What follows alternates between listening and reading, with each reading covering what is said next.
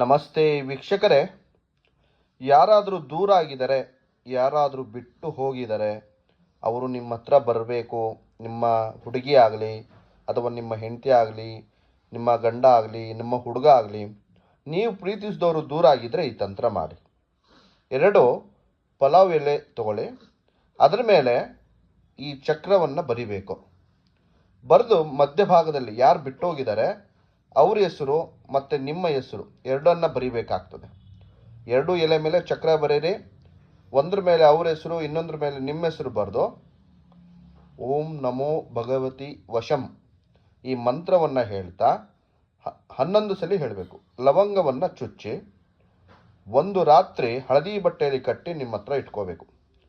ಬೆಳಗ್ಗೆ ವೀಕ್ಷಕರೇ, ಹರಿಯುವಂಥ ನೀರಿಗೆ ಬಿಟ್ಟು ಬನ್ನಿ. ಯಾರು ದೂರ ಆಗಿದ್ದಾರೆ, ಯಾರು ಬಿಟ್ಟು ಹೋಗಿದ್ದಾರೆ ಅವರಾಗೆ ನಿಮ್ಮ ಹತ್ರ ಬರ್ತಾರೆ. ಮಾಡಿ. ನಮಸ್ಕಾರ.